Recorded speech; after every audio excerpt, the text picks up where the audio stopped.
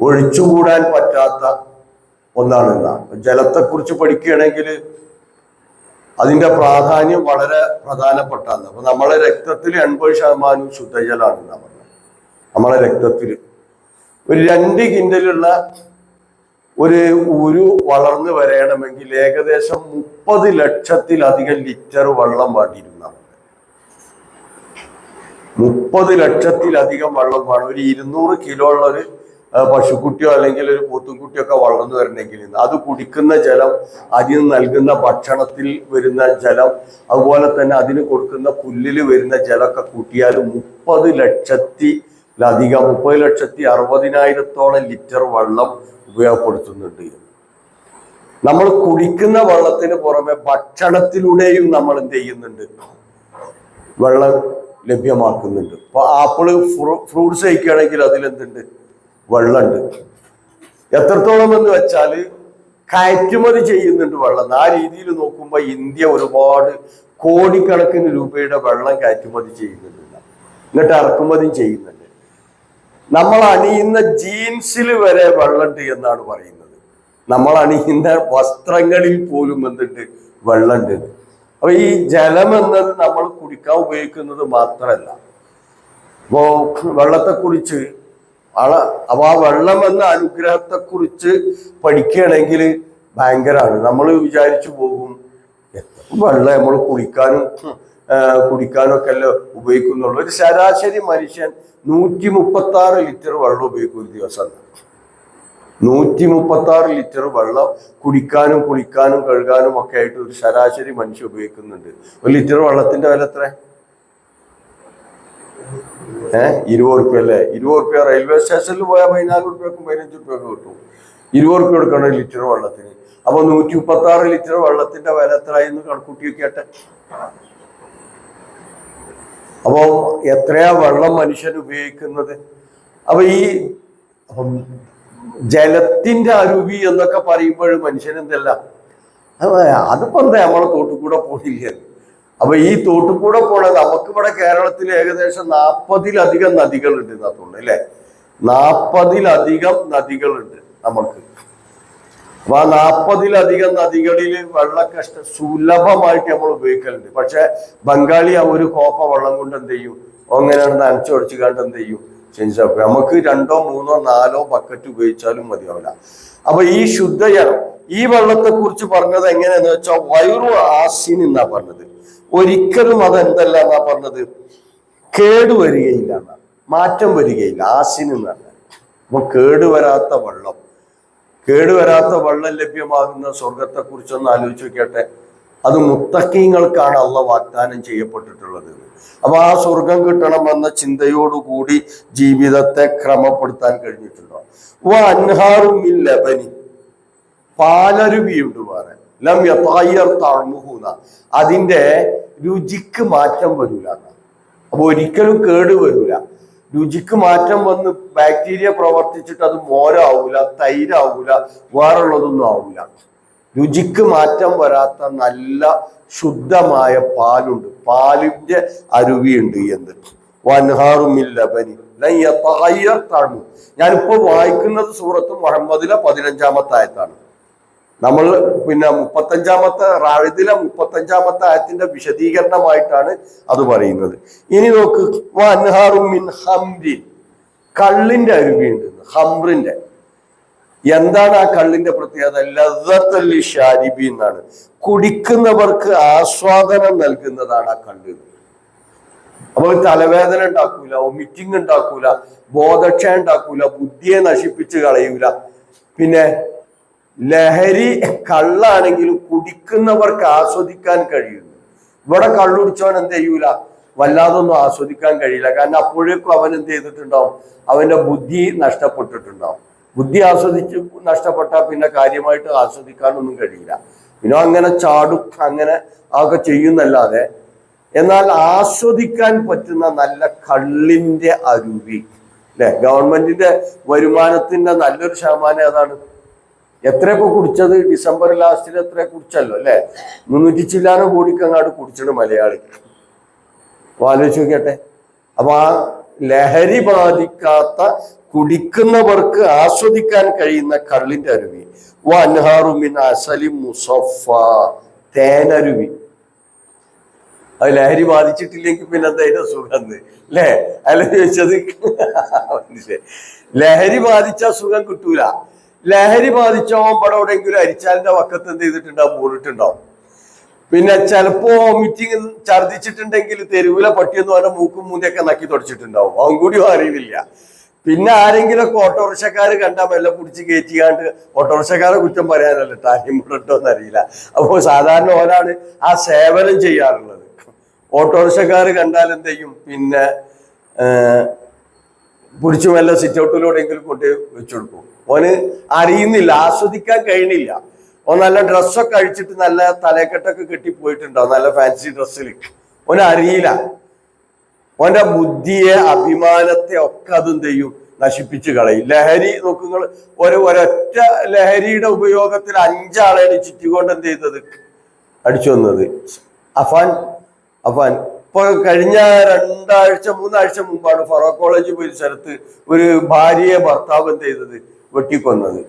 ഭാര്യ ജോലിക്ക് പോണ ആളാണ്, ഭർത്താവും ജോലിക്ക് പോകാനുണ്ട്. ഈ പിന്നെ പുല്ലട്ടാനൊക്കെ വരലുണ്ട്. അവിടെയൊക്കെ കോളേജിലൊക്കെ വന്നിട്ടുണ്ടോ അവന് പുല്ലട്ട, ഓന്റെ വാപ്പന്റെ കൂടെ. അപ്പൊ പുല്ലട്ടാനൊക്കെ പോലുണ്ട്. അപ്പൊ നമുക്കൊന്നും അറിയില്ല ഇപ്പൊ ഇങ്ങനത്തെ ആളാണിത്. പക്ഷെ ഓന് പൈസ വെച്ച് രാവിലെ ഭാര്യയോട്. ഓൻ അന്ന് ഇത് ഉപയോഗിക്കാൻ, പൊടി ഉപയോഗിക്കാൻ കിട്ടിയിട്ടില്ല. അപ്പൊ അതിന്റെ പിന്നാലെ പിന്നെ പോലീസും കാര്യങ്ങളൊക്കെ പരിശോധിച്ചപ്പോഴാണ് അവിടെ ഒരു ചായക്കടയിൽ ഇതിന്റെ സ്വന്തം ഏർപ്പാടാണ്. അവിടെ നല്ല ചായ കിട്ടും, ആൾക്കാരൊക്കെ നല്ല ചായക്ക് വരുന്നുണ്ട്. പക്ഷെ ചായക്കടയുടെ മറവിൽ ഇയാള് ഇത് വിറ്റുകൊണ്ടിരിക്കുകയാണ്.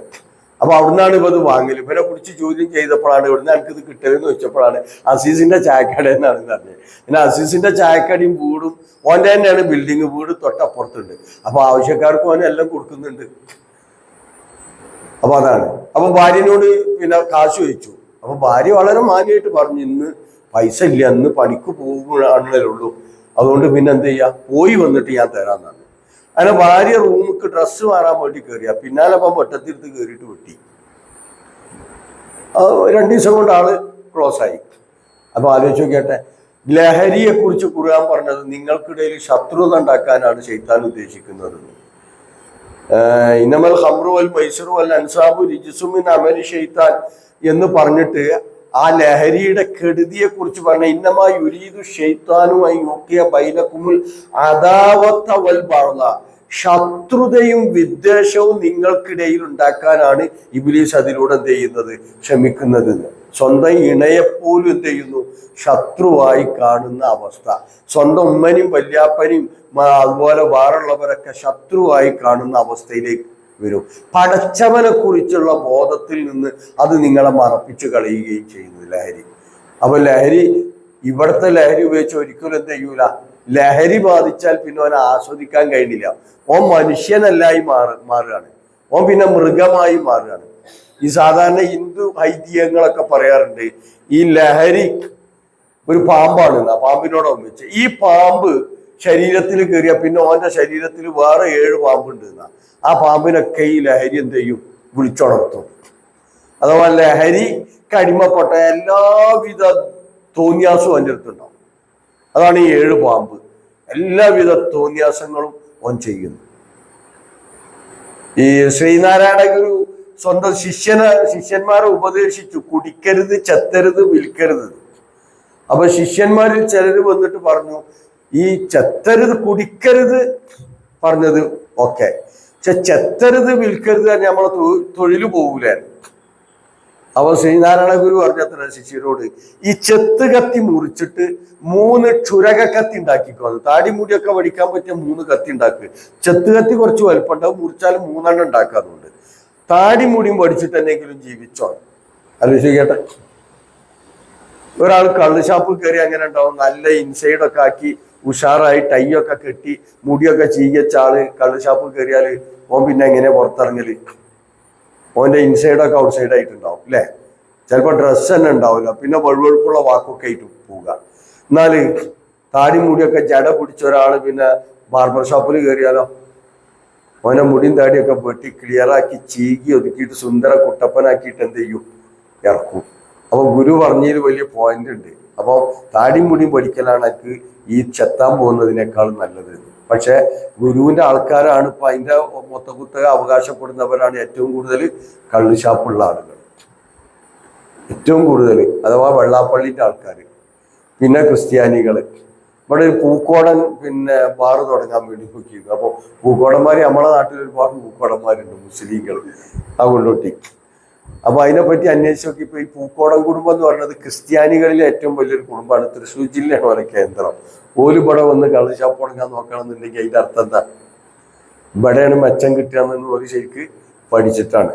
മഞ്ചേരിയിലും തുറക്കലും ഉണ്ട്, 2 തുറക്കലും ഉണ്ടല്ലോ. മഞ്ചേരി തുറക്കൽ ഇവിടെയുണ്ട് 2 റമദാനിൽ കച്ചവടം കുറവേക്കാരം, ബാക്കിയുള്ള സമയത്ത് നല്ല കച്ചവടം. അപ്പൊ അതിന്റെ അർത്ഥം എന്താ?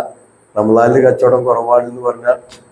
അപ്പോൾ ഈ ലഹരി ഒരിക്കലും മനുഷ്യന് സുഖം കൊടുക്കില്ല. അത് ശത്രുത ഉണ്ടാക്കുക. അവന്റെ അടുത്ത ബന്ധുക്കളെ പോലും അവൻ ശത്രുവായി കാണും.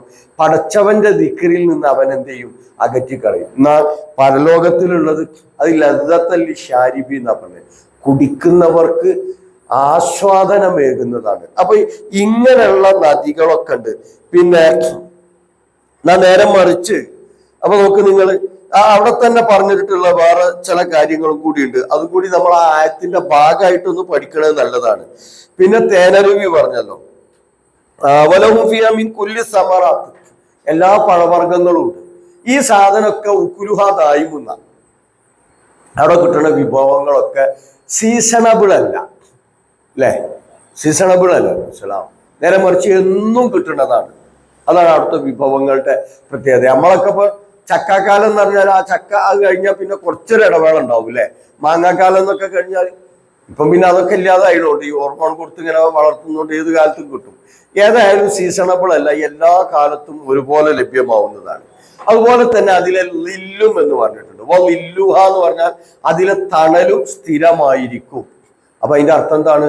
തണലും സ്ഥിരമായിരിക്കും എന്ന് പറഞ്ഞാൽ സൂര്യന്റെ ചലനത്തിനനുസരിച്ചാണ് നിഴലും തെയ്യ നീങ്ങിക്കൊണ്ടിരിക്കുക, അല്ലെ?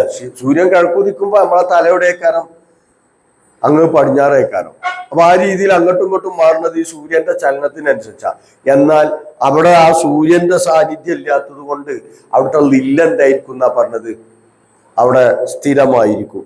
എന്നിട്ട് പറഞ്ഞ കൂട്ടത്തില് എല്ലാ പഴവർഗ്ഗം റബ്ബിഹിം, അവിടുന്നാണ് പാപമോചനം കിട്ടുക. പാപമോചനം നടത്തേണ്ടത് പെടുന്നത്, തൗബ ചെയ്യേണ്ടത് പെടുന്നത്. തൗബയുടെ ഫലം അനുഭവിക്കേണ്ടി വരുന്നത് എവിടെയാണ്? മഗ്ഫിറത്ത് ലഭിക്കുന്നത് പരലോകത്തിലാണ്. എന്നിട്ട് ഒരു ചോദ്യം, കമൻ ഹുവ ഖാലിദുൻ ഫിന്നാർ, നരകത്തിലുള്ളവരെ പോലെയാണോ അവനെന്ന്? നമ്മൾ നേരത്തെ പറഞ്ഞ 35-ാമത്തെ ആയത്തില് പിന്നെ സത്യനിഷേധികൾക്കുള്ള ഉഖുബ എന്താണ് എന്ന് പറഞ്ഞിട്ടുണ്ട്. മുത്തഖീങ്ങളുടെ ഉഖുബയാണ് സ്വർഗം, എന്നാൽ കാഫിരീങ്ങളുടെ ഉഖുബ നാറാണ്. ആ നാറിലെ ഒരു വെള്ളത്തെ കുറിച്ച് പറയുന്നുണ്ട് ഖുർആനോടെ, ഹമീമ, അതികഠിനമായ ചൂടുള്ള വെള്ളം അവർക്ക് അതിൽ നിന്ന് കുടിക്കാൻ കൊടുക്കും. അവർ കുടിപ്പിക്കപ്പെടും എന്നാ പറഞ്ഞത്. കുടിപ്പിക്കപ്പെടും എന്ന് പറഞ്ഞാൽ സൂറത്ത് ഇബ്രാഹിമിന് പറഞ്ഞിട്ടുണ്ട്, അത് നിർബന്ധപൂർവം കോരിക്കൊടുക്കുന്ന സൂറത്ത് ഇബ്രാഹിമിൽ പറഞ്ഞിട്ടുണ്ട്. അതിനെ തൊണ്ടയിലാണ് എത്തുമ്പോഴേക്കും മരണം അവരെ പിടികൂടും. ഇറക്കാൻ പറ്റുമോ? പറ്റൂല. ആ രീതിയിൽ നിർബന്ധപൂർവം എന്ത് ചെയ്യും? കോരിക്കൊടുക്കും. അതോടുകൂടി അവരുടെ കുടലുകളൊക്കെ മുറിഞ്ഞു പോകും. അത്രയും ചൂടേറിയിട്ടുള്ള വെള്ളം. ആ വെള്ളത്തെക്കുറിച്ച്, അതിന്റെ ദുർഗന്ധത്തെക്കുറിച്ച് പ്രവാചകൻ പറഞ്ഞിട്ടുണ്ട്. ഒരു ബക്കറ്റ് ഭൂമിയിൽ ഒഴിച്ചാൽ ദുർഗന്ധ നിമിത്തം ഇവിടെ മനുഷ്യന് ജീവിക്കാൻ പറ്റില്ല. അത്രയും ദുർഗന്ധമുള്ള വെള്ളമായിരിക്കും. ഒസ്ലീൻ എന്നൊക്കെ ഖുർആൻ സൂറത്തു ഹാക്കയിൽ അതിനെ സൂചിപ്പിച്ചിട്ടുണ്ട്. ഒസ്ലീൻ മാത്രമായിരിക്കും അവർക്ക് അവിടെ നിന്ന് ലഭിക്കുന്ന ഭക്ഷണം എന്ന് പറഞ്ഞിട്ടുണ്ട്. അപ്പം സ്വർഗവും നരകവും വിലയിരുത്തി വെക്കട്ടെ. അപ്പൊ സ്വർഗം ആർക്കാണ്? മുത്തഖീങ്ങൾക്കാണ്. അപ്പൊ ആരാണ് മുത്തഖി? മുത്തഖി ആരാണ്? അപ്പൊ തക്കുവണ്ടാവാനാണല്ലോ എല്ലാം. പിന്നെ നോമ്പൊക്കെ വരാനായി. എന്തിനാ നോമ്പ് വിൽക്കണേ? കൊളസ്ട്രോൾ പറയാനാ? യായുല്ലദീന ആമനു കുത്തിബ അലൈക്കും സിയാം കമാ കുത്തിബ അലല്ലദീന മിൻ ഖബലിക്കും ലഅല്ലക്കും തത്തഖൂൻ. അല്ലേ? നമസ്കാരം എന്തിനാണ്? നോമ്പ് കഴിഞ്ഞാൽ പിന്നെ നോമ്പിന്റെ മുമ്പ് ഉള്ളത് ഏതാണ്? സക്കാത്താണ്, അല്ലെ? സക്കാത്ത് എന്തിനാ? സക്കാത്ത് കൊടുക്കണേ? പൈസ കൂടുതലുണ്ടായിട്ട് കൊടുക്കുകയാണ്. ഖുദ് മിൻ അംവാലിഹിം സദഖത്തൻ തുതക്കിറുഹും വതുസക്കീഹിം. സൂറത്തു തൗബയിലെ 103-ാമത്തെ ആയത്തിൽ കാണാം. ഖുദ് മിൻ അംവാലിഹിം സദഖത്തൻ, അവരുടെ സമ്പത്തിൽ നിന്ന് നിർബന്ധ ദാനം സ്വീകരിക്കണം. എന്തിനാണത്? തുതക്കിറുഹും, അവരെ ശുദ്ധീകരിക്കണം. പണം നമ്മൾ കറൻസി സക്കാത്തായിട്ട് കൊടുക്കുക. അതുപോലെ സ്വർണം കൊടുക്കുന്നു, പച്ചക്കറി കൊടുക്കുന്നു, പഴം കൊടുക്കുന്നു. അതൊക്കെ കൊടുക്കുമ്പോൾ അത് ശുദ്ധീകരിക്കുന്നു. തുതക്കിറുഹും, അത് സാമ്പത്തികമായ ശുദ്ധീകരണം മാത്രമല്ല, ശാരീരികവും മാനസികവുമായ ശുദ്ധീകരണം ഉണ്ടാവും. തുതക്കിറുഹും വതുസക്കീഹിം, അവരെ സംസ്കാര സമ്പന്നരാക്കും. തസ്കിയത്ത് കിട്ടും സക്കാത്ത് കൊടുക്കുന്നതിലൂടെ. അപ്പൊ സക്കാത്തിന്റെയും ലക്ഷ്യം എന്തന്നെയാണ്? തഖ്വ ഉണ്ടാവലാണ്. നമസ്കാരം എന്തിനാണ്? ഒരു എക്സസൈസ് ആണോ? നമസ്കാരത്തെ കുറിച്ച് സൂറത്ത് അൻകബൂത്തിൽ പറഞ്ഞിട്ടുള്ളത് ഇന്ന സ്വലാത്ത തൻഹാനിൽ ഫഹ്ശായി വൽ മുൻകർ. വെറുക്കപ്പെട്ട കാര്യങ്ങളിൽ നിന്നും നീച പ്രവർത്തനങ്ങളിൽ നിന്നും നമസ്കാരം തടയുന്ന. ഇന്ന സ്വലാത്ത നമസ്കാരം തടയുന്നു. അപ്പൊ കൃത്യമായി നമസ്കരിക്കുന്നവൻ, ആ നമസ്കാരം റെഡിയാണെങ്കിൽ വെറുക്കപ്പെട്ട കാര്യം പോലും ഉണ്ടാവില്ല അവന്റെ ജീവിതത്തിൽ. ആളുകൾ വെറുക്കുന്ന കാര്യം പോലും, മുൻകറായിട്ടുള്ള കാര്യത്തിൽ നിന്ന് പോലും അവൻ അകന്നു നിൽക്കും. ഫഹ്ശാ തീരെ ഉണ്ടാവില്ല. അപ്പൊ നമസ്കാരത്തിന്റെ ലക്ഷ്യം എന്താ? തഖ്വയാണ്. തൗഹീദ് എന്തിനാണ്? അതാണല്ലോ, 2 ഷഹാദത്ത് കലിമകളാണല്ലോ. ഏത്? ഒന്നാമത്തേത് ഇസ്ലാം കാര്യം. യാ അയ്യുഹന്നാസ് ഉഅ്ബുദൂ റബ്ബക്കും അല്ലദീ ഖലഖക്കും വല്ലദീന മിൻ ഖബ്ലിക്കും. എന്തിന്? ലഅല്ലക്കും തത്തഖൂൻ. അപ്പൊ ലാ ഇലാഹ ഇല്ലല്ലാഹ് ഉൾക്കൊള്ളുന്നത് തഖ്വ ഉണ്ടാവാനാണ്. അപ്പൊ നോമ്പ് കഴിഞ്ഞാൽ പിന്നെ അതാണുള്ളത്, ഹജ്ജാണുള്ളത്. ഹജ്ജ് എന്തിനാ? ഹജ്ജ് ഹജ്ജിന് പോകുന്നവന് തഖ്വ വേണമെന്ന് ഖുർആൻ പറഞ്ഞിട്ടുണ്ട്. സൂറത്തു ബഖറയിലെ 197-ാമത്തെ ആയത്തെടുത്ത് നോക്കിയാൽ അറിയാം. അവിടെ ഹജ്ജിന് പോകുന്നവരെ കുറിച്ച് ഹജ്ജിനെ കുറിച്ച് പറഞ്ഞിട്ട് പോകുന്നവരോട് ഒരു കൽപ്പന പറഞ്ഞ, നിങ്ങൾ ഹജ്ജിനുള്ള യാത്രാവിഭവമൊക്കെ ഒരുക്കിക്കൊള്ളിട്ട്. യാത്രയല്ലേ, ദീർഘിച്ചേൽക്കുന്ന യാത്രയാണ്. 40 ദിവസമൊക്കെ കഴിഞ്ഞിട്ട് തിരിച്ചെത്തുള്ളൂ നാട്ടിലേക്ക്. അപ്പൊ യാത്രക്കുള്ള വിഭവമൊക്കെ ഒരുക്കണം. ആ യാത്ര പണ്ട് കപ്പലിലൊക്കെ ആണെങ്കിലും ആലോചിക്കട്ടെ, നടന്നു പോവുകയാണെങ്കിലോ, അങ്ങനെയൊക്കെ പോയ ആളുകളുണ്ടല്ലോ പഴയ കാലങ്ങളിൽ. അപ്പൊ ആ രീതിയിൽ യാത്രാവിഭവം ഒരുക്കണം എന്ന് പറഞ്ഞു. ഉടനെ തന്നെ അള്ളാഹ് പറഞ്ഞു ഫൈന ഖൈറ സാദിയ തഖ്വ. യാത്രാവിഭവങ്ങളിൽ ഏറ്റവും മെച്ചപ്പെട്ടത് ഏതാണ്? തഖ്വയാണ്. അപ്പൊ ഹജ്ജിന് പോകണവൻ എന്ത് വേണം? തഖ്വ വേണം. അവിടുന്ന് കിട്ടിയ ആ തഖ്വ തുണിഷാപ്പും കിട്ടുക, മരുന്ന് വാങ്ങി കൊടുത്തുനിന്ന് കിട്ടുക, അച്ചാറ് വാങ്ങി കൊടുത്തുനിന്ന് കിട്ടുക, ഒന്നും കിട്ടൂലല്ലോ. അതിന്റെ മുമ്പ് കഴിഞ്ഞ ആരാധനകളുണ്ട്. നോമ്പ്, സക്കാത്ത്, നമസ്കാരം, അതുപോലെ തന്നെ ആ ഷഹാദത്ത് അംഗീകരിക്കാൻ. ഇതിലൂടെ നേടിയെടുത്ത തഖ്വ ഉള്ളവനാണ് ഹജ്ജിന് പോകുന്നത്. അല്ലാത്ത ഹജ്ജിന് പോയിട്ട് കാര്യമില്ല. ബലികർമ്മം നടത്തും അല്ലെ? ഹജ്ജിൽ പങ്കെടുക്കുന്നവർ അവിടെ നടത്തും, നമ്മൾ ഇവിടെയും നടത്തും. എന്തിനാണ് ബലികർമ്മം? നല്ല ഇറച്ചിന്നാൻ അല്ലെ? 2 ആഴ്ച 3 ആഴ്ചയൊക്കെ ഫ്രിഡ്ജിൽ വെച്ചിട്ട് എന്ത് ചെയ്യാ, വാട്ടി ഉണക്കിയൊക്കെ തിന്ന. അതിനാണോ? അല്ല. ഖുർആൻ എന്താ പറഞ്ഞല്ലേ?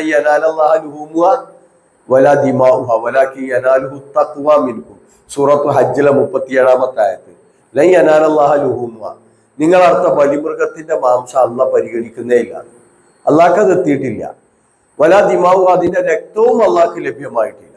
പിന്നെ വലാക്കി യനാലു തഖ്വ മിൻകും, നിങ്ങൾ ആ ബലികർമ്മം നിർവഹിക്കുമ്പോഴുള്ള നിങ്ങളുടെ മാനസികമായിട്ടുള്ള തഖ്വ എന്താണ് എന്നാണ് പഠിച്ചോ നോക്കിയത്. സ്വന്തം മകനെ അറുക്കാൻ നോക്കിയെടുത്താണ് നമ്മളൊരു ഉരുവിനെ വാങ്ങുന്നത്. ആ ഉരുവിനെ വാങ്ങിയിട്ട് നമ്മൾ അംസാക്കാനോട് അറിയാം, അംസാക്ക അവിടെ നിന്നോട്ടോ, ഞാൻ 10-ന് അറക്കണില്ല, 11-നാണ് അറക്കണം, അന്ന് 10 മണിക്ക് അറക്കണം, അന്ന് ഞാൻ കൊണ്ടുവന്നുകൊണ്ടിരുന്നത്. നമ്മളൊരു ബക്കറ്റ് വെള്ളം കൂടി അതിനെന്ത് ചെയ്യൂല, കൊടുക്കൂല. ഒരു കന്ന് വൈക്കോലും കൂടി ഇട്ട് കൊടുക്കൂല. അതിനൊന്ന് തൊട്ടു ചുറ്റും കൂടി ഉണ്ടാവില്ല. എന്നാൽ ആ അറബികള്, ഖുർആന്റെ കൽപ്പന എന്താ? ബലിമൃഗത്തിന്റെ കഴുത്തിൽ കെട്ടിയ ഖലായിദുകളെ പോലും ആദരിക്കണം എന്നാ പറഞ്ഞത്. ബലിമൃഗമാണോ അതിനെ പ്രത്യേകിച്ച് എന്ത് ചെയ്യണം, സംരക്ഷിക്കണം എന്നൊക്കെ ഖുർആന്റെ തന്നെ ശൈലിയുണ്ട്. പക്ഷെ അതുപോലും ചെയ്യാതെയാണ് ബലിയർക്കാറ്. അപ്പൊ ബലിയർക്കുമ്പോൾ അതും തഖ്വ തന്നെയാണ്. അപ്പൊ ആ രീതിയിൽ തഖ്വ ഉണ്ടായിട്ടുണ്ടോ, അങ്ങനെയുള്ളവർക്ക് സ്വർഗം കിട്ടുള്ളൂ. ഉഇദ്ദത്തുൽ മുത്തഖീൻ. അപ്പൊ ഇനി ഈ നോമ്പ് നിസ്കാരം ഇതൊക്കെ റെഡിയായ മാത്രം മതിയോ? നല്ല നിസ്കാര താങ്കുണ്ട്, നല്ല താടിയുണ്ട്, നല്ല ജുബ്ബുണ്ട്, നല്ല തൊപ്പിയുണ്ട്, ഒക്കെ ഉഷാറാണ്, മതിയോ? പോരാ. ഓന്റെ സ്വഭാവ ഗുണങ്ങൾ ഇതിനനുസരിച്ച് എന്ത് ചെയ്യണം, നന്നാക്കി തീർക്കണം. സൂറത്തു ആലിമ്രാനിൽ പറഞ്ഞിട്ടുണ്ടല്ലോ, മുത്തഖീങ്ങളെ കുറിച്ച് പറഞ്ഞു, വസാരിഉ ഇലാ മഗ്ഫിറത്തിൻ മിർ റബ്ബിക്കും വജന്നത്തിൻ അർളുഹ സമാവാതു വൽ അർളു ഉഇദ്ദത്തുൽ ലിൽ മുത്തഖീൻ എന്ന് പറഞ്ഞു. അവിടെ 134-ാമത്തെ ആയത്തായിരിക്കും. നിങ്ങൾ സ്വർഗം കിട്ടാൻ വേണ്ടി, മഗ്ഫിറത്ത് കിട്ടാൻ വേണ്ടി ധൃതി പിടിച്ചു പോകണം, എന്നിട്ട് ആ സ്വർഗം മുത്തഖീങ്ങൾക്കാണ് ഒരുക്കി വെച്ചത് എന്ന് പറഞ്ഞു. അപ്പൊ ആരാ മുത്തഖി?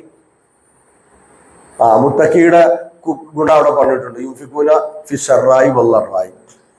സന്തോഷം ഉണ്ടാകുമ്പോഴും സന്താപം ഉണ്ടാകുമ്പോഴും ചെലവഴിക്കുന്നു അള്ളാഹിന്റെ മാർഗത്തിൽ, നന്മയുടെ മാർഗത്തിൽ. സന്തോഷം ഉണ്ടാകുമ്പോഴും ചെലവഴിക്കും, ബുദ്ധിമുട്ടുണ്ടാകുമ്പോഴും ചെലവഴിക്കും അള്ളാഹിന്റെ മാർഗത്തിൽ. ഇവനാണ് മുത്തഖി. ഒന്നാമത്തെ ഗുണം. അപ്പൊ ആലോചിച്ച് നോക്കിയാട്ടെ, സമ്പത്ത് ചെലവഴിക്കാൻ സാധിക്കാറുണ്ടോ? നമുക്ക് പ്രയാസമുള്ള ഘട്ടത്തിലും ചെലവഴിക്കുക, പ്രയാസമില്ലാത്ത ഘട്ടത്തിലും അതിനനുസരിച്ച് ചെലവഴിക്കുക. ഇതാണ് രണ്ടാമത്തെ ഗുണം. പറഞ്ഞ പോലെ ഖാദിമീനൽ ഗൈള, കോപത്തെ അടക്കി നിർത്തുന്നവൻ. കോപത്തെ അടക്കി നിർത്തുന്നവൻ. അതെന്താ? കോപം, ദേഷ്യം വരുമ്പോൾ അതിനെ അടക്കി നിർത്താൻ പറഞ്ഞത്. ദേഷ്യം ഇരുന്നൂറത്തുനിന്ന് നീക്കൂലേ, നമ്മളെ മുഖമൊക്കെ ആകെ മാറും, കണ്ണൊക്കെ ചിലപ്പോൾ ചുവന്നു തരും. കോപം വരുമ്പം ചില ഹോർമോണുകളൊക്കെ അധികമായി ഉൽപ്പാദിപ്പിക്കപ്പെടും ശരീരത്തിൽ. അത് ഭയങ്കര അപകടമാണ്. അപ്പൊ കോപത്തെ അടക്കി നിർത്താൻ സാധിക്കണം.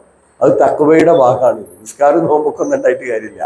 ആ നമസ്കാരത്തിലൂടെ, ആ നോമ്പിലൂടെ, ഹജ്ജിലൂടെ, സക്കാത്തിലൂടെ അവന്റെ കോപത്തെ അടക്കി നിർത്താൻ ശീലിക്കണം.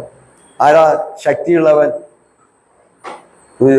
സഹാബികൾ പറഞ്ഞു, ഏറ്റുമുട്ടലിലൂടെ അപരനെ പരാജയപ്പെടുത്തുന്നവനാണ് ആര്?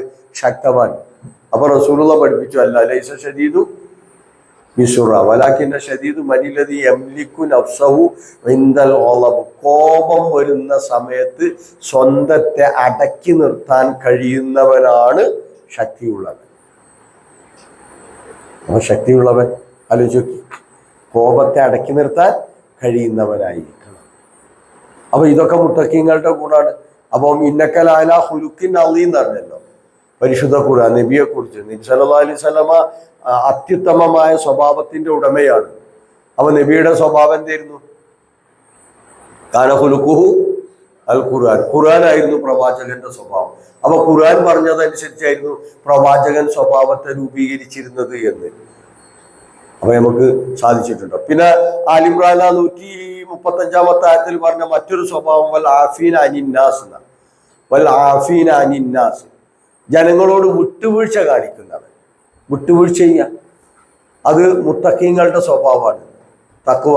അപ്പം ഈ നേരത്തെ പറഞ്ഞ 2 ഷഹാദത്ത്, നമസ്കാരം, സക്കാത്ത്, നോമ്പ്, ഹജ്ജ്, ഇതിലൂടെയൊക്കെ അവൻ നേടിയെടുക്കേണ്ട തഖ്വയിൽ നിന്ന് അവന്റെ സ്വഭാവത്തെ പോലും അവൻ എന്ത് ചെയ്യണം? കൃത്യമായി ഖുർആൻ പറഞ്ഞതിനനുസരിച്ച് രൂപപ്പെടുത്തിയിരിക്കണം. അപ്പോഴേ പൂർണ്ണമായിട്ട് മുത്തഖിയാവുള്ളൂ. അല്ലാതെ വെറും നിസ്കാരവും നോമ്പുണ്ടായാലും എന്ത് ചെയ്യൂല? മുത്തഖിയായിക്കൊള്ളണമെന്നില്ല. അപ്പൊ ആ രീതിയിലുള്ള മുത്തഖീങ്ങൾക്കാണ് ഈ സ്വർഗ്ഗം ഉള്ളത്. തിൽക ഉഖ്ബല്ലദീന തഖൗ. എന്നാൽ സത്യനിഷേധികളുടേതോ നാറാണ്, അഗ്നിയാണ്. ആ അഗ്നി അവിടെ ടാറിന്റെ കുപ്പായുണ്ട് എന്ന് പറഞ്ഞിട്ടുണ്ട്. ടാറിന്റെ കുപ്പായം സറാബീലുഹും മിൻ ഖത്റാൻ എന്ന് പറഞ്ഞിട്ടുണ്ട് സൂറത്ത് ഇബ്രാഹിമില്. സറാബീലുഹും, ഖത്റാൻ എന്ന് പറഞ്ഞാൽ ടാറാണ്. ടാറ് കൊണ്ടുള്ള ഡ്രസ്സാണ് നരകത്ത് കൊടുക്കുകയാണ്. ഇവിടുത്തെ ടാറ് കൊണ്ട് തന്നെ ഒരു ഡ്രസ്സ് അടിച്ചിട്ട് കൊടുത്താൽ എങ്ങനെ ഉണ്ടാവും? എന്നിട്ട് അത് അഗ്നിയിലിട്ടാൽ, ചൂടത്ത് വെച്ചാൽ ആലോചിച്ചോക്ക്. മഖാമിഉ മിൻ ഹദീദ്, ഇരുമ്പിന്റെ നല്ല ആമർ ഉണ്ടായിരിക്കും അവിടെ, ചുറ്റുക അവിടെ നല്ല മേട്ടം കിട്ടും ഇരുമ്പിന്റെ ചുറ്റുക കൊണ്ട്. മഖാമിഉ മിൻ ഹദീദ്. ഇങ്ങനെ നരകത്തിലുള്ള കടുത്ത ശിക്ഷയെ കുറിച്ച് പറഞ്ഞിട്ടുണ്ട്. ഫി അമദിൻ മുമദ്ദദ എന്ന് പറഞ്ഞിട്ടുണ്ട്. എന്താ അമദിൻ മുമദ്ദദ? നീണ്ട തൂണുകളിൽ അടിച്ചിട്ട് എന്ത് ചെയ്യും? നരകത്തിലിടുന്നു. നല്ല കുപ്പിയിലാക്കിയിട്ട് ചൂടുവെള്ളത്തിട്ട് അങ്ങനെ ഉണ്ടാവും. ഫറോക്ക് പിന്നെ ഊട്ടമ്പലിന്റെ കോയിലൊക്കെ കണ്ടിട്ടില്ലേ? അതിന്റെ ഉള്ളിൽ ഇറക്കിയിട്ട് അതാണ് മോളം അടിച്ചിട്ട് അടിയിൽ തീയിട്ടാൽ എങ്ങനെ ഉണ്ടാവും? കടുത്ത ശിക്ഷ. അമതിമുമദ്ദദ, നീട്ടപ്പെട്ട തൂണുകളിൽ അടച്ചിട്ട് അവന് നരകത്തിലിടുന്നു. അപ്പൊ കഠിനമായ വ്യത്യസ്തങ്ങളായ ശിക്ഷകളുണ്ട് നരകത്തിൽ നിന്ന്. ആർക്കാണ്? സത്യനിഷേധികളായ, അള്ളാഹുവിനോട് നന്ദി കാണിക്കാതെ നന്ദികേട് കാണിച്ച് ജീവിച്ച ആളുകൾക്ക് അത് അവരുടെ ആ സങ്കേതം നരകമായിരിക്കുന്നു. അപ്പം നമ്മളെല്ലാം ആലോചിക്കുക, തഖ്വ ഉള്ളവരായിട്ടുണ്ടോ? നമ്മളുടെ രണ്ട് ഷഹാദത്ത് കലിമ അംഗീകരിച്ചവരാണ് നമ്മൾ. നമസ്കാരമുണ്ട്, സക്കാത്തുണ്ട്, നോമ്പുണ്ട്, ഹജ്ജുണ്ട്, ഉംറണ്ട്, ബലികർമ്മൊക്കെ ഉണ്ട്. പക്ഷെ ഇതിലൂടെ ഖുർആൻ പറഞ്ഞ വിധത്തിൽ തഖ്വയിൽ അധിഷ്ഠിതമായ ജീവിതം നയിക്കാൻ സാധിച്ചിട്ടുണ്ടോ എന്ന് വിലയിരുത്തുക. ഇനി വല്ലദീന ആതൈനാഹുമുൽ കിതാബ് യഫ്റഹൂന ബിമാ ഉൻസില ഇലൈക വമിനൽ അഹ്സാബി മൻ യുൻകിറു ബഅദഹു ഖുൽ ഇന്നമാ ഉമിർതു അൻ അഅ്ബുദല്ലാഹ വലാ ഉശ്രിക ബിഹി ഇലൈഹി അദ്ഉ വഇലൈഹി മആബ്. വല്ലദീന ആതൈനാഹുമുൽ കിതാബ്, വേദം നൽകപ്പെട്ടിട്ടുള്ള ആളുകൾ. വല്ലദീന ആതൈനാഹും, നാം അവർക്ക് നൽകിയിട്ടുണ്ട്, അൽ കിതാബ വേദം. അഥവാ ജൂതന്മാരും ക്രിസ്ത്യാനികളും. യഫ്റഹൂന, അവർ സന്തോഷിക്കുന്നുണ്ട്, ബിമാ ഉൻസില ഇലൈക, താങ്കളിലേക്ക് ഇറക്കപ്പെട്ടതിൽ സന്തോഷിക്കുന്നവർ എന്ന് പറഞ്ഞാൽ എന്താ? വേദം നൽകപ്പെട്ടവരിലെ കൂട്ടത്തിൽ പ്രവാചകന്റെ നിയോഗത്തിൽ സന്തോഷിക്കുന്ന ആളുകൾ ഉണ്ടായിരുന്നു. പ്രവാചക നിയോഗത്തിൽ അവർ കൃത്യമായി വേദം പഠിക്കുകയും അതനുസരിച്ച് ജീവിക്കുകയും ചെയ്ത ആളുകളായിരുന്നു. ഈസാ അലൈഹി സ്വലാമയെ കൃത്യമായി പിന്തുടർന്ന ആളുകളായിരുന്നു. അത്തരത്തിലുള്ള ആളുകൾ എന്ത് ചെയ്യുന്നുണ്ട്? താങ്കളിലേക്ക് ഇറക്കപ്പെട്ടതിനെ പറ്റി അവർ സന്തോഷിക്കുന്നുണ്ട്. എന്നാൽ വമിനൽ അഹ്സാബി, ആ കക്ഷികളിൽ തന്നെ ഉണ്ട് അഹ്സാബ്. ഹിസ്ബിന്റെ ബഹുവചനാണ് അഹ്സാബ്. ഹിസ്ബ് എന്ന് പറഞ്ഞാൽ കക്ഷി. വമിനൽ അഹ്സാബ്, കക്ഷികളിലുണ്ട്, അഥവാ ആ വിഭാഗത്തിൽ തന്നെ കക്ഷികളിലുണ്ട് മയ്യുൻകിറു, നിഷേധിക്കുന്ന ആളുകളുണ്ട്, തള്ളിക്കളയുന്ന ആളുകൾ. അൻകറ യുൻകിറു, അൻകറ എന്ന് പറഞ്ഞാൽ തള്ളിക്കളഞ്ഞു, നിഷേധിച്ചു. മയ്യുൻകിറു ബഅദഹു, പരിശുദ്ധ ഖുർആനിലെ ചിലതിനെ തള്ളിക്കളയുന്ന ആളുകളുണ്ട്. ഏതാണ് ആ ചിലത്? ഏകദൈവാരാധനയെ അവരെന്ത് ചെയ്യുന്നു? ചിലരെന്ത് ചെയ്യുന്നു? തള്ളിക്കളയുന്നു. അപ്പോ ചിലതിനെ തള്ളിക്കളയുകയും പൂർണ്ണമായി അവതരിപ്പിക്കപ്പെട്ടതിൽ സന്തോഷം പ്രകടിപ്പിക്കുകയും ചെയ്യുന്നവർ അഹ്ലുൽ കിതാബിലുണ്ട്. അത്തരത്തിലുള്ള ആളുകളോട് താങ്കൾ പറഞ്ഞേക്കുക, കുൽ, പ്രവാചകരെ താങ്കൾ പറയുക, ഇന്നമാ ഉമിർത്തു, ഞാൻ കൽപ്പിക്കപ്പെട്ടിട്ടുള്ളത് അൻ അഅ്ബുദല്ലാഹ, ഏകനായ അള്ളാഹുവിനെ ആരാധിക്കണമെന്നതാണ്. വലാ ഉശ്രിക ബിഹി, അവനിൽ യാതൊന്നിനെയും പങ്കു ചേർക്കരുത് എന്നുമാണ് ഞാൻ എന്ത് ചെയ്തിട്ടുള്ളത്? കൽപ്പിക്കപ്പെട്ടിട്ടുള്ളത്. അപ്പൊ അഹ്ലുൽ കിതാബിനോട് പറയേണ്ടത് എന്താണ്? ഇന്നമാ ഉമിർത്തു അൻ അഅ്ബുദല്ലാഹ വലാ ഉശ്രിക ബിഹി ഷൈഅ. വേറൊരു ആയത്ത് പറഞ്ഞത്, യാ അഹ്ലൽ കിതാബ് തആലൗ ഇലാ കലിമത്തിൻ സവായിൻ ബൈനന വബൈനക്കും അല്ലാ നഅ്ബുദ ഇല്ലല്ലാഹ്. അഹ്ലുൽ കിതാബിനോട് പറയാൻ വേണ്ടി അള്ളാഹ് കൽപ്പിക്കുകയാണ്. സൂറത്തു ആൽ ഇംറാനിൽ കാണാൻ ആയത്ത്, യാ അഹ്ലൽ കിതാബ്, അല്ലയോ അഹ്ലുൽ കിതാബിന്റെ ആളുകളെ, വേദം നൽകപ്പെട്ടവരെ, തആലൗ, നിങ്ങൾ വരണം, ഇലാ കലിമത്തിൻ സവായി, സത്യസന്ധമായിട്ടുള്ള ഒരു വചനത്തിലേക്ക്, ബൈനന വബൈനക്കും, നമ്മൾക്കും നിങ്ങൾക്കും അത് സത്യമാണ്. എന്താണ്? അല്ലാ നഅ്ബുദ ഇല്ലല്ലാഹ്, അള്ളാഹനെ മാത്രമേ ആരാധിക്കാൻ പാടുള്ളൂ, അള്ളാഹനെ മാത്രമേ ആരാധിക്കാൻ പാടുള്ളൂ എന്നതാണ് അവരുടെ പ്രവാചകന്മാർ പറഞ്ഞത് എന്ന് കൃത്യമായിട്ട് ഓൽക്കറിയാം. അപ്പൊ അവരോട് താങ്കൾ പറയേണ്ടത് എന്ത് തന്നെയാണ്? അള്ളാഹു അല്ലാത്തവരെ ആരാധിക്കാൻ പാടില്ല എന്നാണ് റബ്ബ് എന്നോട് കൽപ്പിച്ചിട്ടുള്ളത് എന്ന് താങ്കൾ അവരെ എന്ത് ചെയ്യണം എന്നാ പറഞ്ഞത്? ഉപദേശിക്കണം. അതാണ് അന്നഅ്ബുദല്ലാഹ വലാ ഉശ്രിക ബിഹി, ഇതാണ് എന്നോട് അള്ളാഹ് കൽപ്പിച്ചിട്ടുള്ളത്. അപ്പൊ അഹ്ലുൽ കിതാബിനോട് കൃത്യമായിട്ട് കാര്യം ചെയ്യണം, പറഞ്ഞു കൊടുക്കണം. ഏകനായ റബ്ബിനെ മാത്രമേ എന്ത് ചെയ്യാൻ പാടുള്ളൂ? ആരാധിക്കാൻ പാടുള്ളൂ. മറ്റൊരു മറിയമിന്റെ പ്രാധാന്യത്തെ കുറിച്ചൊക്കെ അവർ അംഗീകരിക്കും, അതൊക്കെ അവർ അംഗീകരിക്കും. പക്ഷെ ഏകദൈവ വിശ്വാസത്തിലേക്ക് എത്തുമ്പോൾ അവരെന്ത് ചെയ്യും? അവരിൽ നിന്ന് നല്ലൊരു വിഭാഗം ആളുകൾ ചിലതിനെ എതിർക്കുന്നു. അതുകൊണ്ട് അവരോട് താങ്കൾ പറഞ്ഞു കൊടുക്കുക, എന്നോട് കൽപ്പിക്കപ്പെട്ടത് ഏകനായ റബ്ബിനെ മാത്രം ആരാധിക്കുവാനും അവനിൽ യാതൊന്നിനെയും പങ്കു ചേർക്കാതിരിക്കാനുമാണ്.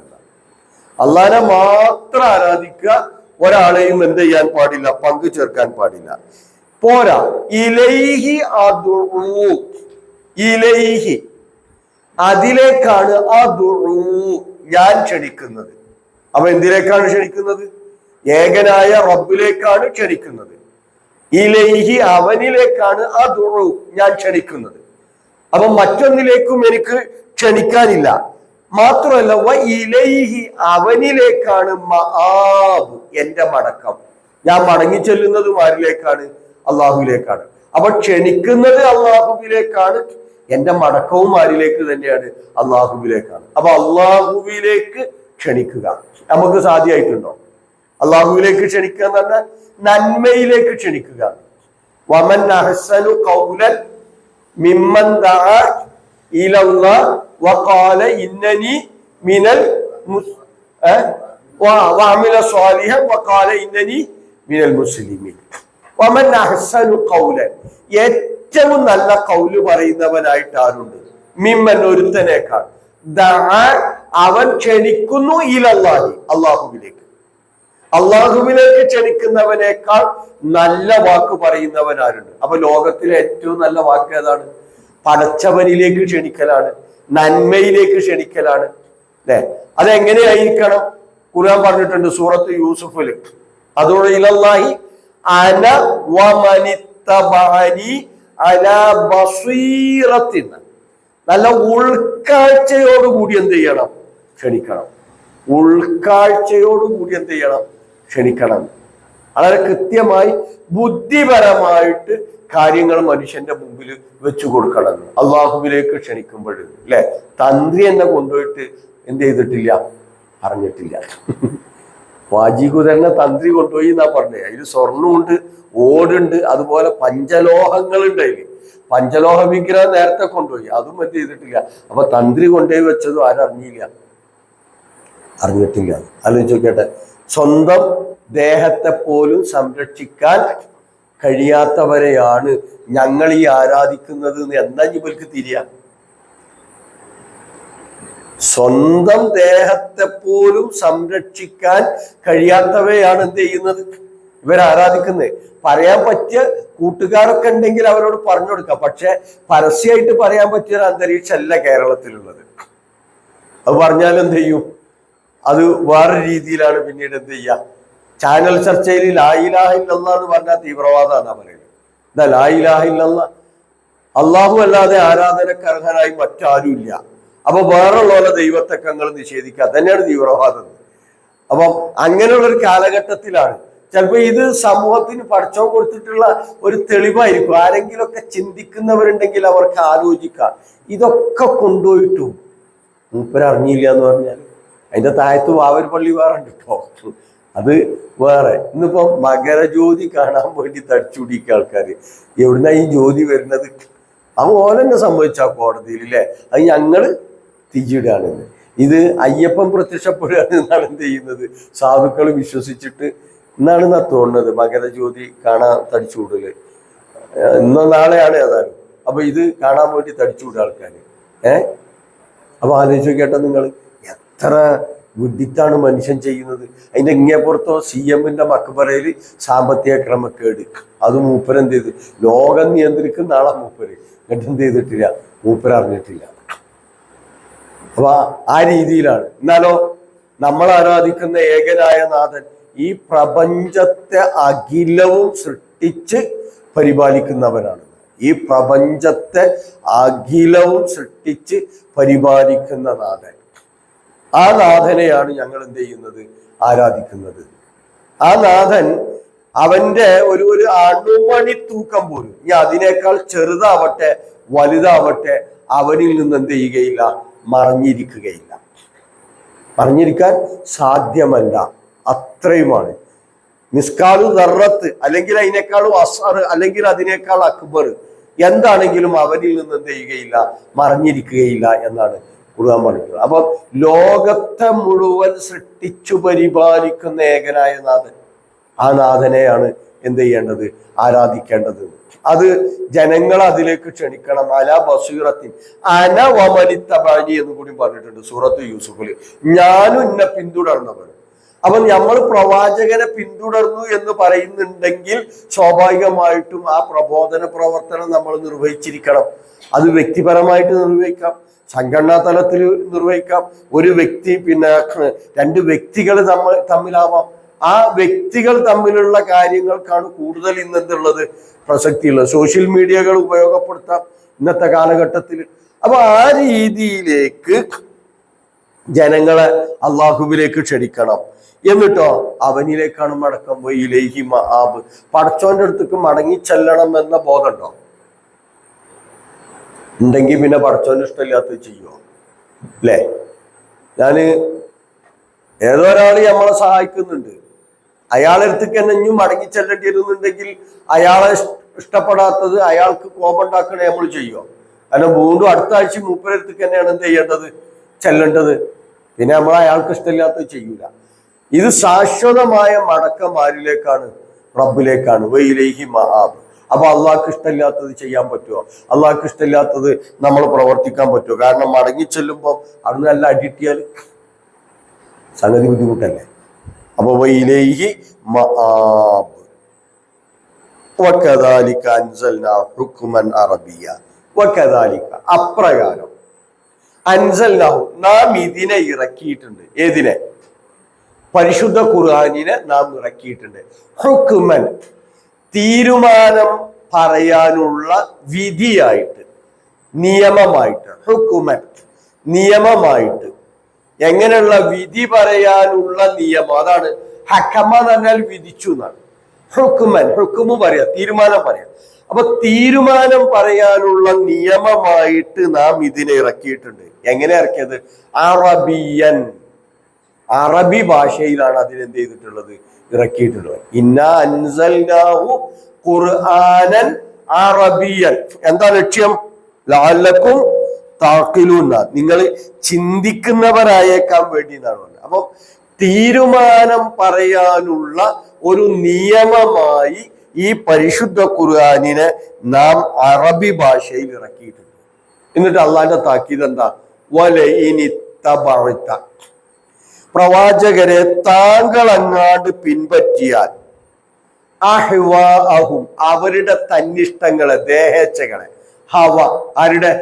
പ്രവാചകന്റെ ഒരു സമൂഹമുണ്ട്. പ്രവാചകനെതിരെ പ്രകോപനുണ്ട്, പ്രലോഭനുണ്ട്. രണ്ട് രീതിയിലും അവരെന്ത് ചെയ്യുന്നുണ്ട്? പ്രവാചകനെതിരെ നീങ്ങുന്നുണ്ട്. അപ്പൊ ചിലപ്പോഴും മാനുഷികമായിട്ട് ചിലപ്പോ അവരുടെ ഇഷ്ടാനിഷ്ടങ്ങളൊക്കെ എന്ത് ചെയ്തേക്കാം. ചിലപ്പോ പ്രവാചകൻ എന്താ അങ്ങനെയൊക്കെ ഒന്ന് ആയാലെന്ന് തോന്നിയേക്കാം. പക്ഷെ അവിടെയാണ് അള്ളാന്റെ താക്കീത്. കൃത്യമായി തീരുമാനം പറയേണ്ട നിയമം അറബി ഭാഷയിൽ താങ്കൾക്ക് ഇറങ്ങി തന്നതിന് ശേഷവും വലഇനിത്തബഅതഹും, അവരുടെ തന്നിഷ്ടങ്ങളെ താങ്കൾ പിൻപറ്റിയാൽ. ഒന്നുകൂടി ആവർത്തിക്കുക. നിനക്ക് അറിവ് ലഭിച്ചതിന് ശേഷം. ഏതാണ് അറിവ്? വഹിയിലൂടെ, പരിശുദ്ധ ഖുർആനിലൂടെ ഓരോ മേഖലയിലും എങ്ങനെയാണ് പ്രവർത്തിച്ചു മുന്നേറേണ്ടത്, എങ്ങനെയായിരിക്കണം വിശ്വാസം, എന്തായിരിക്കണം നമ്മളുടെ സംസ്കാരം, എന്റെ സ്വഭാവം എങ്ങനെയാണ് രൂപപ്പെടുത്തേണ്ടത്, വ്യക്തി ജീവിതം, കുടുംബജീവിതം, സാമ്പത്തിക മേഖല, സാമൂഹിക മേഖല, രാഷ്ട്രീയ മേഖല, എല്ലാം എങ്ങനെ കൈകാര്യം ചെയ്യണമെന്ന് കൃത്യമായി അറിവ് ലഭിച്ചതിനു ശേഷം ആ വഹി ലഭ്യമായ പരിശുദ്ധ ഖുർആനിൽ ഉള്ളതിനെ വിട്ട് അവരുടെ ദേഹേച്ഛകളെ താങ്കൾ പിൻപറ്റുകയാണെങ്കിൽ മാലക, താങ്കൾക്കുണ്ടാവുകയില്ല, മിനല്ലാഹി, അള്ളാഹുവിന്റെ ശിക്ഷയിൽ നിന്ന്, മിൻ വലിയിൻ, ഒരു രക്ഷകനും, വലാ വാഖിൻ, ഒരു സംരക്ഷകനെയും നിനക്ക് ലഭിക്കുകയില്ല. നിന്നെ രക്ഷപ്പെടുത്താൻ, നിന്നെ സംരക്ഷിക്കാൻ പറ്റിയ ഒരു ശക്തിയെയും നിനക്ക് കണ്ടെത്താൻ സാധിക്കുകയില്ല. എപ്പോഴും അള്ളാന്റെ കൽപ്പനക്കെതിരായി ലഭ്യമായ വഹയിന് വിരുദ്ധമായി നീ പ്രവർത്തിക്കുകയാണെങ്കിൽ. അപ്പൊ ഇത് നമ്മൾക്കും കൂടി ബാധകമാണ്. എന്താണ് ബാധകം? അള്ളാന്റെ കലാമ് നമ്മളെ മുമ്പിലുണ്ട്, പരിശുദ്ധ ഖുർആൻ നമ്മളുടെ മുമ്പിലുണ്ട്, വീട്ടിലൊക്കെ ഉണ്ട്. അതുണ്ടായിട്ടും അതിന് വിരുദ്ധമായി ജീവിതത്തെ മുന്നോട്ട് കൊണ്ടുപോവുകയാണെങ്കിൽ പരലോകത്തിൽ അള്ളാഹുവിന്റെ ശിക്ഷയിൽ നിന്ന് രക്ഷപ്പെടുത്താൻ പറ്റിയ ഒരു വലിയനെയും ഒരു രക്ഷകനെയും നമുക്ക് എന്ത് ചെയ്യാൻ പറ്റൂല, കണ്ടെത്താൻ സാധിക്കുകയില്ല. അപ്പൊ നമ്മൾ ഓരോരോ പ്രവർത്തനങ്ങൾ എടുത്തു നോക്കുക. നമ്മൾ ഇന്ന് ചെയ്ത ഓരോ പ്രവർത്തനങ്ങൾ ആലോചിച്ച് നോക്കിയാട്ടെ. അള്ള ഇഷ്ടപ്പെടുന്ന പ്രവർത്തനമാണോ ചെയ്തത്? അതല്ല, അള്ള ഇഷ്ടപ്പെടാത്ത പ്രവർത്തനങ്ങൾ ഉണ്ടോ? അതിൽ വിലയിരുത്തി നോക്കും. ഇനി അള്ളാഹ് ഇഷ്ടപ്പെടുന്ന പ്രവർത്തനങ്ങൾ തന്നെ എത്രമാത്രം ചെയ്യാൻ സാധിച്ചിട്ടുണ്ട്. അതിങ്ങനെ കണക്കൂട്ടി വെക്കുമ്പോൾ അള്ളാഹ് ഇഷ്ടപ്പെടാത്തതുകൊണ്ട് ഇഷ്ടപ്പെടുന്നതുണ്ട്. ശരി, അള്ളാഹ് ഇഷ്ടപ്പെടാത്ത പ്രവർത്തനങ്ങളാണോ കൂടുതൽ ചെയ്തത്, അതല്ല അള്ളാഹ് ഇഷ്ടപ്പെടുന്ന പ്രവർത്തനമാണോ കൂടുതൽ ചെയ്തത്? നമ്മളിന്ന് ഉപയോഗിച്ചിട്ടുള്ള വാക്കുകൾ എടുത്തു നോക്ക്. ആ വാക്കുകൾ അള്ളാഹ് ഇഷ്ടപ്പെടുന്നതാണോ അള്ളാഹ് ഇഷ്ടപ്പെടാത്തതാണോ? കാഴ്ചകൾ എടുത്തു നോക്കും നിങ്ങൾ, അള്ളാഹ് ഇഷ്ടപ്പെടുന്നതാണോ ഇഷ്ടപ്പെടാത്തതാണോ? നമ്മളുടെ ചിന്ത നമ്മൾ ഉപയോഗപ്പെടുത്തിയിട്ടുണ്ടല്ലോ, ബുദ്ധി അള്ളാഹ് നൽകിയിട്ടുള്ളതാണ്. അത് റബ്ബ് ഇഷ്ടപ്പെടുന്ന വിധത്തിലുള്ളവയാണോ അതല്ല റബ്ബ് ഇഷ്ടപ്പെടാത്തവയാണോ? അങ്ങനെ ഓരോ മേഖലകളും അള്ളാഹ് ചെയ്തു തന്ന അനുഗ്രഹങ്ങളെ എങ്ങനെയാണ് ഉപയോഗപ്പെടുത്തിയത്? അള്ളാഹ്ക്ക് ഇഷ്ടമില്ലാത്ത മേഖലയിലാണെങ്കിൽ ദേഹേച്ഛക്കനുസരിച്ചാണ് മുന്നോട്ട് പോയത് എങ്കിൽ അള്ളാഹുവിന്റെ ശിക്ഷയിൽ നിന്ന് രക്ഷപ്പെടുത്താൻ പറ്റിയിട്ടുള്ള ഒരു വലിയനെയോ ഒരു രക്ഷകനെയോ നിനക്ക് കണ്ടെത്താൻ സാധിക്കുകയില്ല. തീർത്ത് പറയാണ്, ആരും കണ്ടെത്താൻ സാധിക്കില്ല. അപ്പൊ നമ്മൾ വിലയിരുത്തണം. പരലോകത്തിലെത്തുമ്പോൾ ആരും ഉണ്ടാവില്ല അല്ലെ? യൗമ യഫിറുൽ മറു സൂറത്തു അബസ മിൻ അഖീഹി ഉമ്മിഹി വ അബീഹി ലെ വ സ്വാഹിബത്തിഹി ലികുല്ലി ഇംരിഇൻ മിൻഹും യൗമഇദിൻ ശഅ്നുൻ യുഅ്നീഹി. എല്ലാവർക്കും കൊടുക്കാൻ മാത്രം അന്നുണ്ട് എന്നാ, ആരും ആരെയും എന്ത് ചെയ്യുകയില്ല, സഹായിക്കുകയില്ല. വത്തഖൂ യൗമൻ ലാ തജ്സി നഫ്സുൻ അൻ നഫ്സിൻ ശൈഅ വലാ യുഖ്ബലു മിന്നാ ശഫാഅത്തുൻ വലാ യൂഖദു മിന്നാ അദ്ലുൻ വലാ ഹും യുൻസറൂൻ. ലാ യജ്സി വാലിദുൻ അൻ വലദിഹി വലാ മൗലൂദുൻ അൻ വാലിദിഹി സൂറത്തുൽ ലുഖ്മാനിൽ പറഞ്ഞിട്ടുണ്ട്. അപ്പൊ ആ ദിവസത്തിൽ രക്ഷപ്പെടാൻ വേണ്ടി നമ്മൾ എന്തു ചെയ്തു? അന്ന് രക്ഷപ്പെടാൻ വേണ്ടിയിട്ട് എന്താണ് ചെയ്തിട്ടുള്ളത്? നമ്മൾ ആലോചിച്ച് നോക്കിയിട്ടുണ്ടോ? അന്ന് രക്ഷപ്പെടണം. ഇവിടെ രക്ഷപ്പെടാൻ പലതും നമ്മൾ ചെയ്തിട്ടുണ്ടല്ലോ അല്ലെ? ഇവിടെ രക്ഷപ്പെടാൻ വേണ്ടി കുറച്ച്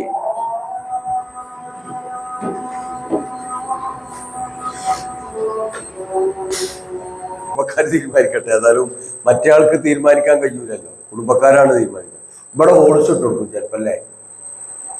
ഇവിടെ ഹോൾസ് ഇടൽ എങ്ങനെ? തരിപ്പിച്ചിട്ടൊന്നുമല്ല, തരിപ്പിക്കാതെയാണ്, ചിലപ്പോൾ ഡ്രില്ല് ചെയ്യലാണ് അല്ലെ? ഈ ഇതൊക്കെ പിന്നെ നമ്മൾ ടാങ്കൊക്കെ വെക്കുമ്പോൾ ഒരു സാധനം വെച്ചിട്ട് പിന്നെ ഹോൾസ് ഉണ്ടാക്കണം കണ്ടിട്ടില്ലേ?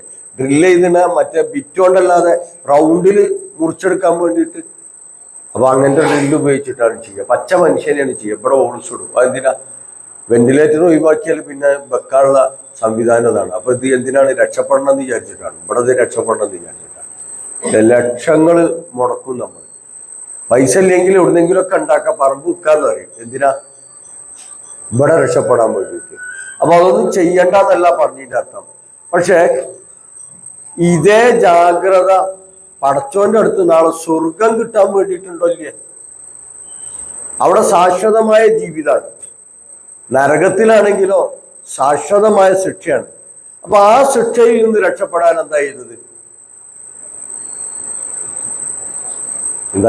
ആലോചിച്ചു നോക്കുക. നമ്മളുടെ സമ്പത്തിന്റെ എത്ര ഭാഗം അതിന് ചെലവഴിച്ചു? കറൻസി, പിന്നെ ആരോഗ്യം സമ്പത്താണ്, നമ്മളുടെ കഴിവ് സമ്പത്താണ്, നമ്മളുടെ സ്വാധീനം സമ്പത്താണ്. ഇതൊക്കെ മാലി എന്ന് പറയുന്ന വ്യാപകമായ അർത്ഥത്തിൽ വിടും.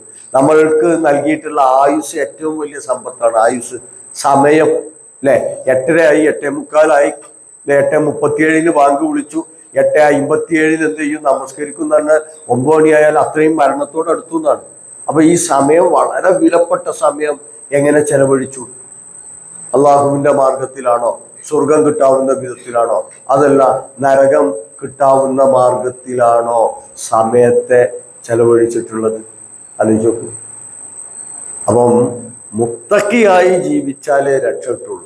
അപ്പം മുത്തക്കിയാവുക എന്ന് പറഞ്ഞാൽ റബ്ബിന്റെ കൽപ്പനകൾക്ക് പരിപൂർണമായിട്ട് ജീവിതത്തെ കീഴ്പ്പെടുത്തുക എന്നുള്ളതാണ്. അവിടെ റബ്ബിന്റെ ശിക്ഷയെ ഭയപ്പെട്ടിട്ട് തിന്മകളിൽ നിന്ന് അകന്നു നിൽക്കണം. അതുപോലെ പടച്ചവന്റെ പ്രതിഫലത്തെ ആഗ്രഹിച്ചുകൊണ്ട് എന്ത് ചെയ്യണം? നന്മകൾ പ്രവർത്തിക്കുകയും ചെയ്യണം. എന്നിട്ട് ഖുർആൻ അനുസരിച്ച് ജീവിതത്തെ ക്രമപ്പെടുത്തണം. അള്ളാഹ് ചെയ്തു തന്ന അനുഗ്രഹങ്ങൾക്ക് നന്ദി കാണിക്കുന്നവരാവണം. പരലോകമുണ്ട്, മരണാനന്തരം ഒരു ജീവിതമുണ്ട്. ആ യാത്ര എപ്പോഴും തുടങ്ങുക. അതിന് പ്രത്യേക ടിക്കറ്റൊന്നും ആവശ്യമില്ല. ആ മലക്കുൽ മൗത്ത് വന്ന് വിളിച്ചാൽ എന്ത് ചെയ്യേണ്ടി വരും?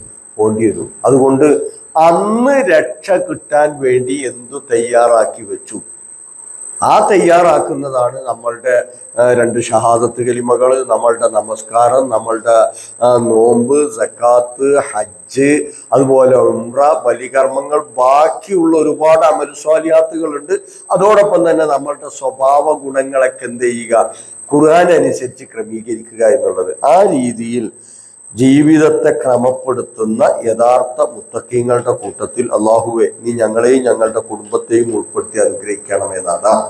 ഞങ്ങളിൽ നിന്ന് വന്നുപോയ തെറ്റുകുറ്റങ്ങളെല്ലാം നീ ഞങ്ങൾക്ക് പുറത്തു മാപ്പാക്കി തരണമെന്നാണ്. രോഗം കൊണ്ട് പ്രയാസപ്പെടുന്ന മാതാപിതാക്കള്, മക്കള്, ഇണകള്, ബന്ധുക്കള്, ഗുരുനാഥന്മാര്, ഈ സദസ്സിൽ പങ്കെടുക്കുന്നവർ എല്ലാവർക്കും അവരുടെ രോഗങ്ങളെ പൂർണ്ണമായി ശിഫയാക്കി കൊടുക്കണമെന്നാണ്. മരണപ്പെട്ടു പോയവർക്ക് മഗ്ഫിറത്തും മർഹമത്തും നൽകി അവരെ നീ അനുഗ്രഹിക്കണമെന്നാണ്. ഞങ്ങളുടെ പ്രവർത്തനങ്ങളിൽ കൂടുതൽ ഹൈറും ബർക്കത്തും നൽകി നീ ഞങ്ങൾ അനുഗ്രഹിക്കണമെന്നാണ്. ഫാഷിസ്റ്റുകളുടെ എല്ലാവിധ കുതന്ത്രങ്ങളെയും പരാജയപ്പെടുത്തി അവരുടെ ഫിത്തനകളിൽ നിന്ന്, ഷർറിൽ നിന്ന് ഞങ്ങളെയും കുടുംബത്തെയും രാജ്യത്തെയും രാജ്യക്കാരെയും നീ കാത്തുരക്ഷിക്കണമെന്നാണ്. റബ്ബന ആതിന ഫിദ്ദുനിയ ഹസന വഫിൽ ആഖിറതി ഹസനത വഖിനാ അദാബന്നാർ. റബ്ബന തഖബ്ബൽ മിന്നാ ഇന്നക അൻതസ് സമീഉൽ അലീം വതുബ് അലൈനാ ഇന്നക അൻതത് തവ്വാബുർ റഹീം.